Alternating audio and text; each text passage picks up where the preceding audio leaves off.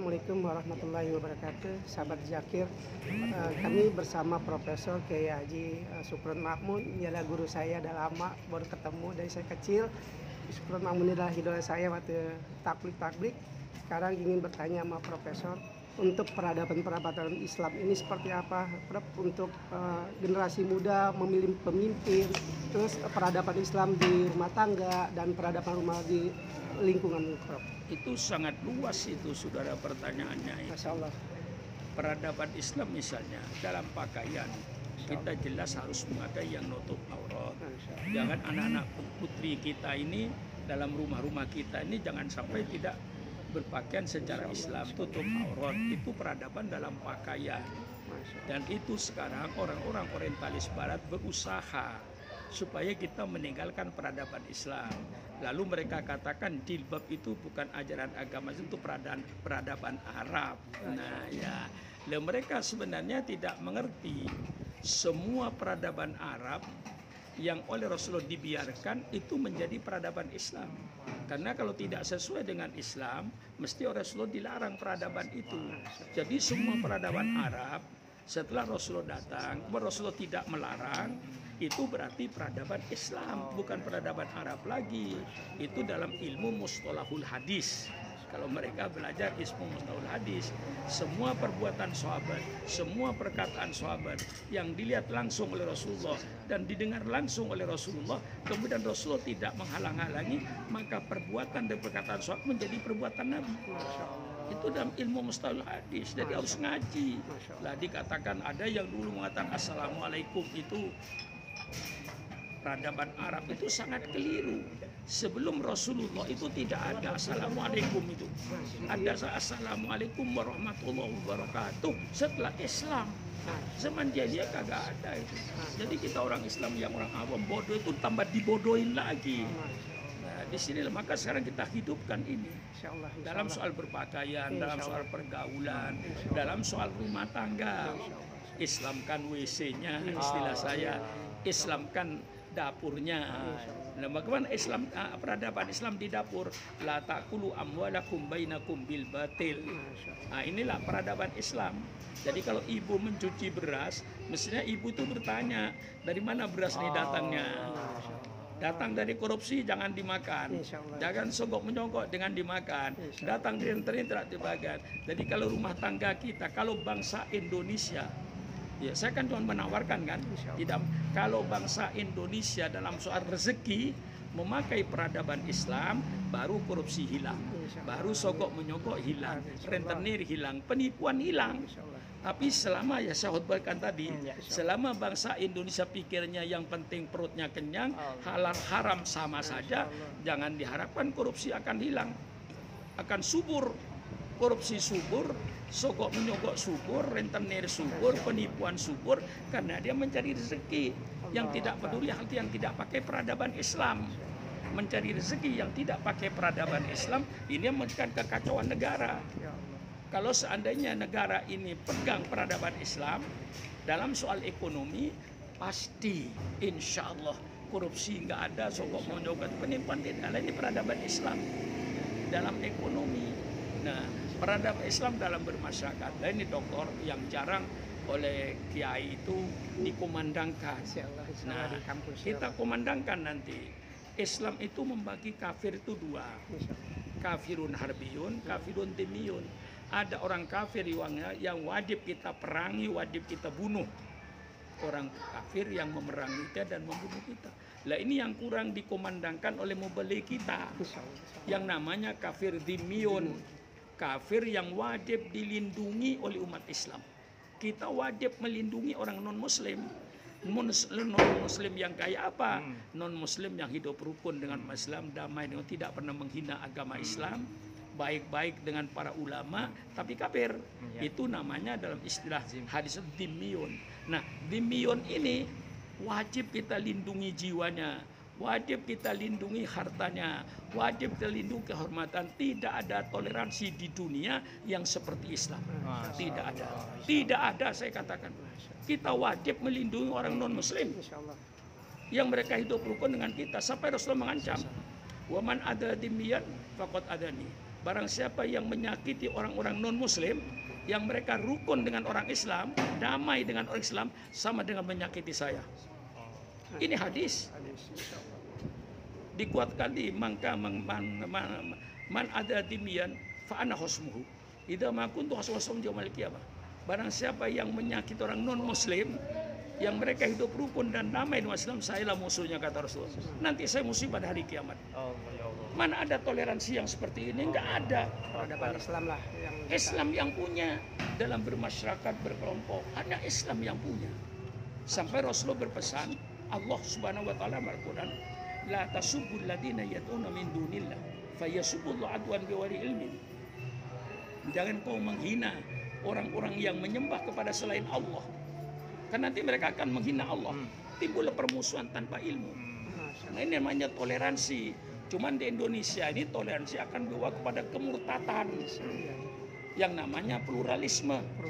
Lalu mereka semua agama sama, semua agama benar, semua umat beragama masuk surga. Ini namanya penipuan intelektual. Pakai rasio, itu sangat-sangat menipu supaya anak muda Islam itu murtad. Yang sholat subuh masuk surga, yang tidak sholat subuh masuk surga. Surganya sama. Ini mana? Ini yang nggak sholat subuh. Makanya sholat subuh. Masya Allah. Ini logika. Masya Allah. Pemurtatan ini. Masya Allah. Orang yang puasa Ramadan masuk surga. Ya, nggak puasa. Orang yang tidak puasa Ramadan masuk surga Ya. juga. Surganya sama. Mendingan nggak puasa. Mendingan nggak puasa, ngapain puasa? Nah, ini sekarang yang sedang terjadi penipuan intelektual. Ya maaf kalau saya bilang intelektual, saya kata ini penipuan intelektual. Terjadi. Untuk menipu dia. Ini semua peradaban kita punya. Peradaban politik kita punya. Jadi kalau pemerintah sedang menyerukan dalam pemilu jangan bawa identitas, itu melawan kudrat Allah. Yang namanya identitas itu kebanggaan setiap pribadi. Pak Haji, bagaimanapun orang Gresik itu kekurangannya pasti bangga dengan orang Gresik. Saya orang Madura, dengan segala kekurangan orang Madura, saya pasti bangga dengan Madura saya. Itu naluri, tidak bisa dibantah itu. Saya orang Islam. Apalagi saya orang Islam, bangga dengan Islam saya. Kok tidak bisa dibawa? Identitas ke luar negeri dibawa. Kita bawa paspor, bawa apa itu? Identitas. Bawa identitas. Kok tidak boleh identitas? Orang yang melarang membawa identitas itu orang yang tidak ngerti identitas. Bahwa identitas merupakan kebanggaan seseorang. Identitas suku kayak, identitas agama kayak. Kita itu dari Allah. Saya jadi orang Madura itu bukan saya minta kepada Allah. Allah yang menciptakan saya jadi orang Madura. Haji Fauzan jadi orang Jawa bukan minta dia. Pernah bikin formulir. Semua mereka Jibril. Masya Allah, Masya Allah. Nah, manusia itu otomatis bangga dengan identitas. Masya Allah. Nah, dalam pemilihan umum bukan dilarang identitas, bawa identitasnya. Tapi jangan dijadikan identitas super perpecahan. Persilakan umat Islam bawa identitasmu, tapi hormatilah calon yang dari luar Islam. Umpama ada presiden luar Islam. Nah, kalau umat Islam wajib memilih pemimpin Islam, itu bukan, itu Allah yang menyuruh.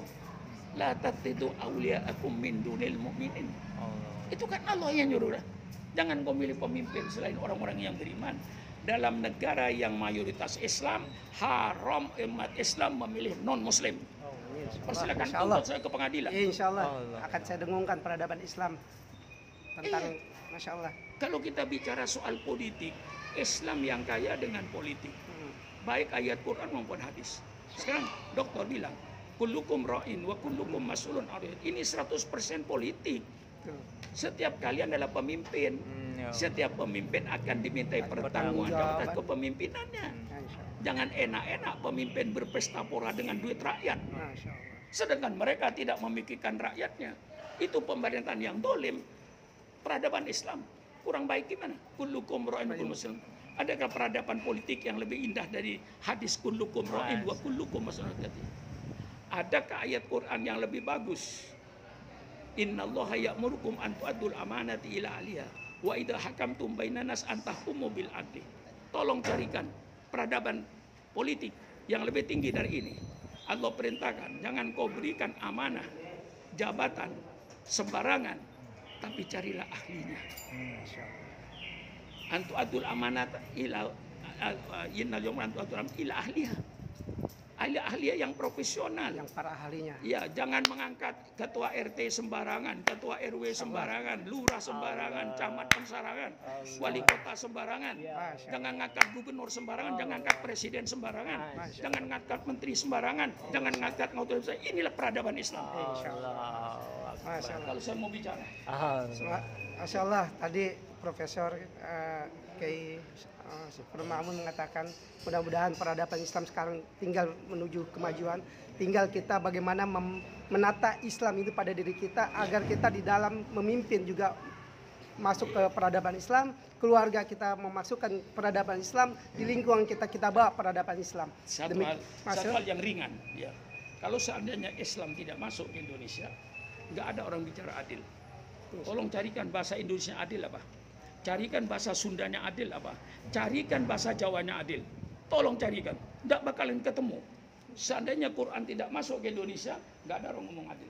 Masya Allah. Seandainya Islam tidak datang ke Indonesia, nggak ada orang ngomong berpikir. Insya Allah. Paling ngelamun. Tapi Islam ya tafakkarun, berpikir. Insya Allah. Ulul albab. Seandainya Islam tidak masuk ke Indonesia, tidak ada orang berkata akal. Coba bahasa Jawanya akal apa? Akal. Ada bukan Quran itu. Apalah takilun. Apalah takilun. Kalau Quran tidak masuk ke Indonesia, nggak ada orang Jawa bilang akal. Paling bilang otak. Kalau otak ayam juga punya. Ya Allah. Jangan kan orang kebo bukan punya otak, tapi akal lain. Bukan otak. Ya otak itu tempatnya, tapi jaringannya yang penting itu. Nah, itulah. Ini jelas. Jadi seandainya Islam tidak masuk ke Indonesia, kata-kata adil tidak ada. Mari. Seandainya Islam tidak masuk ke Indonesia, kata-kata berpikir tidak ada.